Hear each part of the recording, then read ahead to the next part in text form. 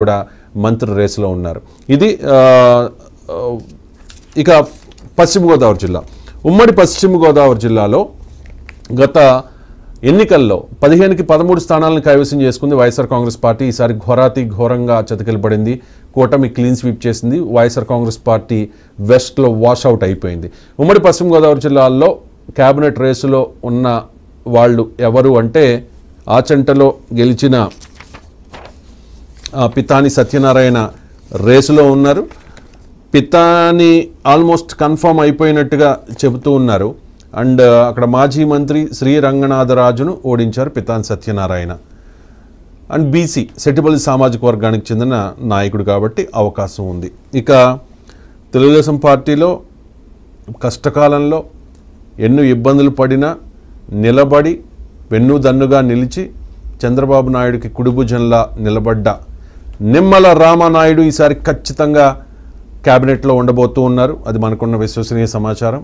కష్టకాలంలో ఆ పార్టీకి వెన్నుదన్నుగా నిలబడ్డ పాలకులు hat trick MLA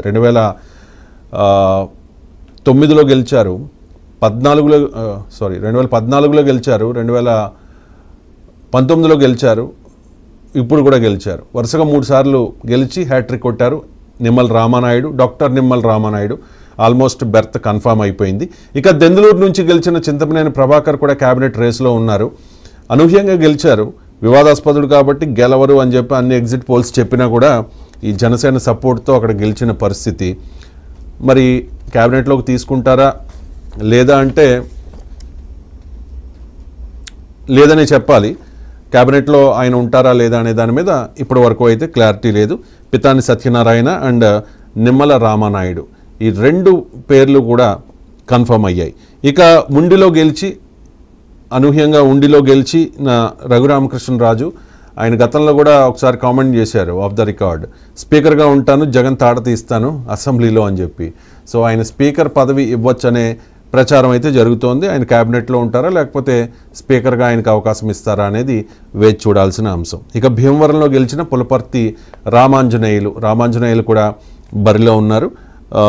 and Bolisetti Srinivas కూడా తాడేపల్లిగూడెంలో గెలిచారు. డిప్యూటీ సీఎం అండ్ దేవాదాయ శాఖ మంత్రి కొట్టు సత్యనారాయణను ఓడించిన బొలిశెట్టి శ్రీనివాస్కి అవకాశం ఉండొచ్చనే ప్రచారం జరుగుతోంది. ఆయనకు అవకాశం ఉంటుందా లేదా అనేది పక్కన పెడితే ఆయన ఎక్స్పెక్ట్ చేస్తూ ఉన్నారు, ఆయన ఉంటే బాగుంటుందని అనుకుంటూ ఉన్నారు. కానీ అది డౌట్ అని చెప్పుకోవాలి.